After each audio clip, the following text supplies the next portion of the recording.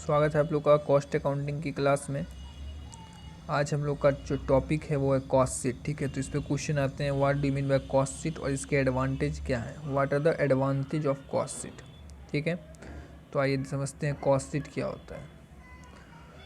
Cost sheet जो है ना, कॉस्ट अकाउंटिंग में बहुत बड़ा एक तरह से बोलिए अहम योगदान है कॉस्ट शीट का। कॉस्ट शीट हम बनाते हैं, कॉस्ट शीट से ये पता चलता है कि टोटल खर्चा कितना है, इन पार्टिकुलर सेलिंग में बोल सकते हैं, मैन्युफैक्चरिंग में।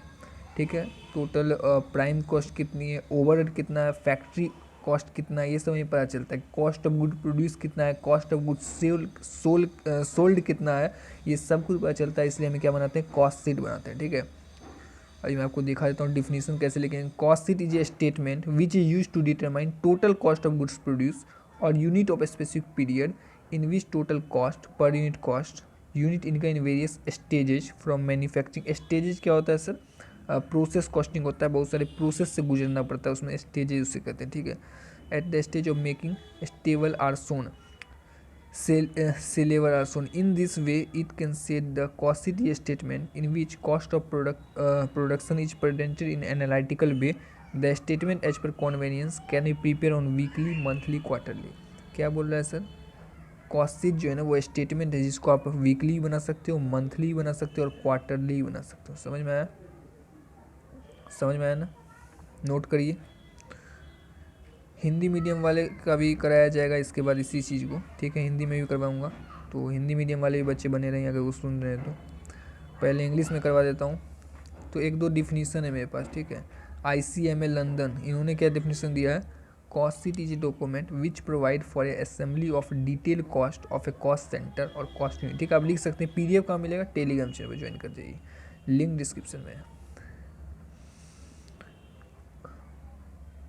कॉस्ट शीट का कैरेक्टरिस्टिक्स क्या है। ठीक है, कॉस्ट शीट का कैरेक्टरिस्टिक्स देख रहे हैं हम लोग। ठीक है, एक सेकेंड, कैरेक्टरिस्टिक्स देख रहे हैं। ठीक है, तो क्या होता है, cost sheet are prepare under unit costing method of costing because its object to determine per unit cost, यानी एक यूनिट को बनाने में कितना कॉस्ट रहा है, इसका ये ऑब्जेक्टिव होता है। ठीक है, the cost sheet is periodic document, ये पीरियोडिक डॉक्यूमेंट है, या वीकली बनाओ, मंथली बनाओ या क्वार्टरली बनाओ। क्वार्टरली क्या होता है सर, देखिए एक साल में 4 क्वार्टर होते हैं। ठीक है, 3 महीना का एक क्वार्टर होता है, तो यानी कि 12 महीने हैं तो कितने क्वार्टर हुए, 4, 4 दिया 12। समझ में आया, एक साल में कितने क्वार्टर होते हैं, 4, एक क्वार्टर में कितना महीना, 3 महीना, तो 4 दिया 12।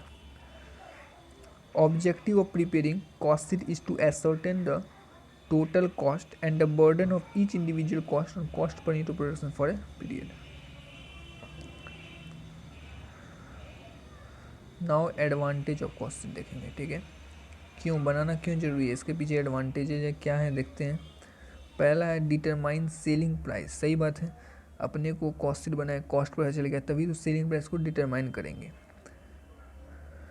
दूसरा, कॉस्ट कंट्रोल ऑफ एक्सपेंस, हमें पता चलेगा एक्सपेंस कितना है, ओवरहेड पे कितना है, सेलिंग पे कितना है, ठीक है, लेबर पे कितना है, ये सब एक्सपेंस हमें पता चलेगा तो हम क्या करोगे, उस एक्सपेंस को कंट्रोल करने की कोशिश करेंगे।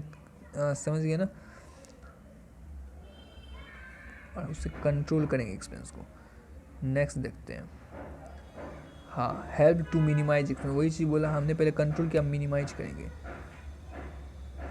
Cost sheet help in minimising the expense during the period. ठीक है, नोट करते जाइएगा, कलम कॉपी निकाल के बैठिए।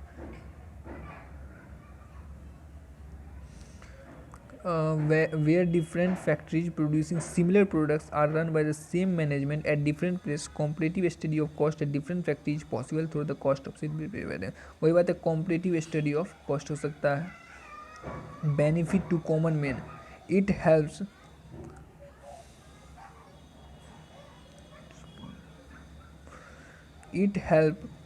helps in cost control, cost reduction and better management में भी बहुत ही ज़्यादा हेल्पफुल है कॉस्ट को रिडक्शन करने के लिए। The benefits of which goes to the common people as they can go good product at reasonable price. तो टाइप ऑफ कॉस्ट शीट कितने प्रकार होते हैं, देख सकते हैं, कुछ टाइप दिए जैसे simple cost sheet with profit, cost sheet with profit statement और कॉम्परेटिव कॉस्ट शीट। नोट कर लीजिएगा।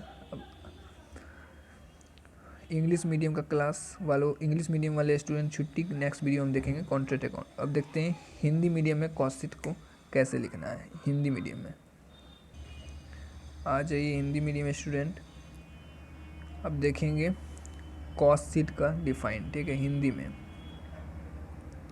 कॉस्ट शीट क्या होता है? लागत पत्र एक ऐसा पत्र होता है जो वस्तु के उत्पादन से संबंधित व्ययों यानी खर्चे को इस प्रकार व्यवस्थित और क्रमबद्ध रूप में प्रस्तुत कर, एक क्रम होता है। कॉस्ट शीट बनाने का एक नियम होता है। जैसे हम पहले कैसे बनाते हैं मैं आपको बताता हूँ। पहले मटेरियल कॉस्ट लेने का, उसमें फिर मटेरियल कॉस्ट के नीचे लेबर, फिर डायरेक्ट एक्सपेंस, तो इन सब तीनों को जब जोड़ोगे तो प्राइम कॉस्ट आता है। फिर प्राइम कॉस्ट में जुड़ता है क्या? फैक्ट्री ओवरहेड, फिर फैक्ट्री कॉस्ट आता है। इस तरह से आगे की ओर हम बढ़ते जाते हैं, समझ में। लास्ट में जो है आपका प्रॉफिट निकलता है और कॉस्ट ऑफ गुड्स सोल्ड निकालते हैं, कॉस्ट ऑफ गुड प्रोडक्शन, सब कुछ यहाँ पर निकाला जाता है कि एक गुड्स को प्रोड्यूस करने में कितना खर्चा लगा, सेलिंग पे कितना एक्सपेंस लग रहा है, एडमिनिस्ट्रेटिंग एक्सपेंस कितना लग रहा है, ओवरहेड कितने लग रहे हैं, वर्कर्स पे कितने खर्चे। तो एक सीट बनाया जाता है, उसे कहते हैं कॉस्ट शीट, ठीक है। हमें एक निश्चित समयावधि के उत्पादित वस्तु इकाइयों कुल लागत तथा प्रति इकाई लागत ज्ञात हो सके, इसकी परिभाषा कुछ विद्वानों द्वारा दी गई। कुछ विद्वान जो है उन्होंने इसकी परिभाषा दी है। तो भाई अब एक बात बताइए, आप लोग उसमें क्वेश्चन पूछेंगे कॉस्ट शीट कब बनाते हैं? कॉस्ट शीट आप वीकली बना सकते हो, मंथली बना सकते हो और क्वार्टरली बना सकते हो, ठीक है। एक साल में कितने क्वार्टर होते हैं? 4, ठीक है। 3 महीने का एक क्वार्टर होता है। एक विद्वान है जिन्होंने एक डिफाइन दिया, आप देख सकते हो। मैं इसे पढ़ाऊँगा नहीं क्योंकि मैं समझा दिया हूँ ऊपर, आप लोग कॉपी कलम में नोट कर लीजिए। सर टेलीग्राम चैनल ज्वाइन कर लीजिएगा, लिंक डिस्क्रिप्शन में, वहाँ आपको PDF मिल जाएगा। इसका जो है PDF टेलीग्राम चैनल में मिल जाएगा। और प्लेलिस्ट फॉलो कीजिएगा, प्लेलिस्ट बना हुआ है इससे पहले के।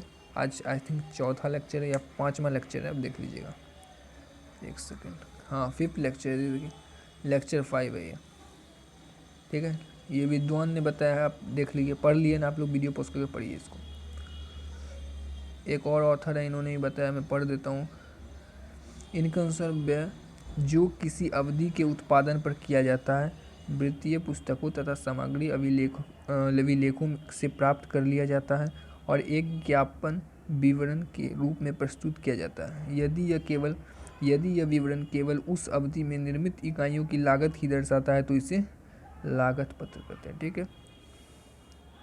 अब किसी को ये मत बोल देना कॉस्ट शीट साल के अंत में बनता है, फाइनेंशियल स्टेटमेंट बनता है, ये नहीं, ये वीकली, मंथली, क्वार्टरली बनता है।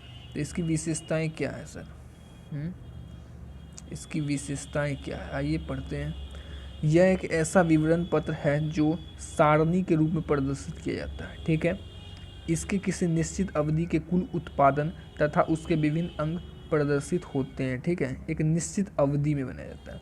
इसके उत्पादन की इकाइयों की प्रति इकाई लागत की भी जानकारी, मतलब कि एक यूनिट बनाने में कितना खर्चा लगता है, इसके इस बात का भी स्पष्टीकरण होता है कि प्रति इकाई लागत में किन किन मदों का योगदान है। समझ में आया?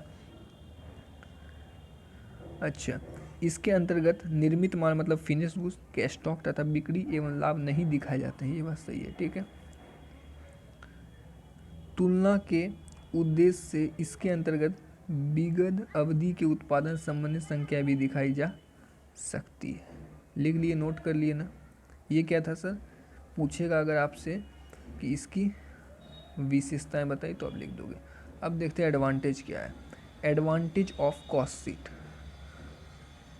बहुत मेहनत से वीडियो बनाते हैं आप लोग के लिए, तो आप लोग कम से कम लाइक तो किया कीजिए वीडियो को और शेयर भी कीजिए, ठीक है।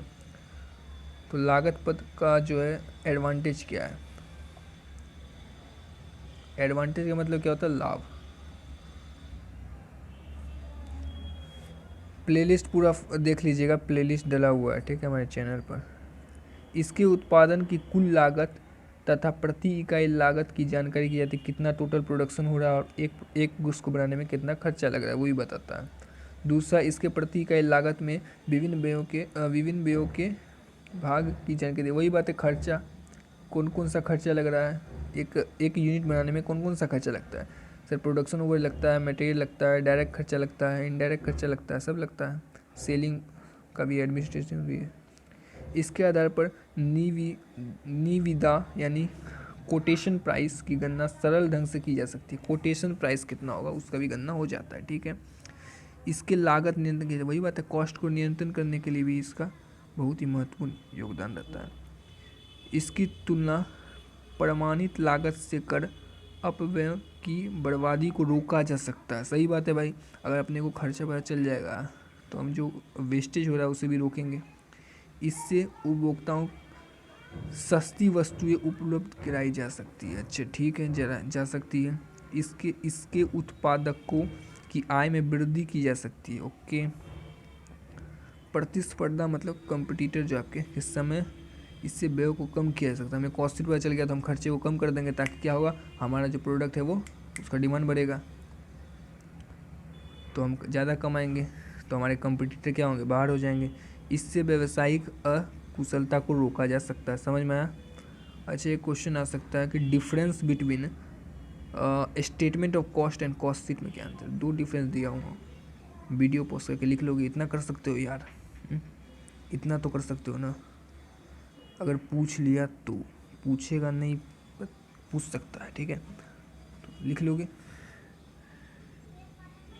कॉस्ट शीट और कॉस्ट में, स्टेटमेंट ऑफ कॉस्ट और कॉस्ट शीट में क्या अंतर है। देखो एक पढ़ा देता हूँ। लागत विवरण के अंतर्गत केवल कुछ लागत को ही दिखाया जाता है, जबकि लागत पत्रक मतलब कॉस्ट शीट के अंतर्गत उत्पादन को कुल मात्रा, कुल लागत, उत्पादन लागत, ये सब कुछ दिखाया जाता है। ठीक है, यदि प्रश्न में उत्पादन की मात्रा नहीं दी गई है तो लागत विवरण बनाना उपयुक्त समझा जाता है, लेकिन दूसरी ओर लागत पत्र उसी स्थिति में बनाया जाता है जब प्रश्न में उत्पादन की मात्रा दी हुई, मतलब कि उत्पादन की मात्रा मतलब कॉस्ट ऑफ, मतलब सॉरी यूनिट ऑफ प्रोडक्शन, कितना यूनिट बनाया गया है वो, तो वो जब तक नहीं देगा तो कॉस्ट शीट कैसे बनेगा। आई होप आपको समझ में आ गया होगा। क्या करना है, ज्वाइन टेलीग्राम और वैभव कॉमर्स क्लास को सब्सक्राइब करना है। मिलते हैं नेक्स्ट वीडियो में, तब तक के लिए वीडियो को शेयर कीजिए। थैंक यू वेरी मच, पढ़ते रहिए।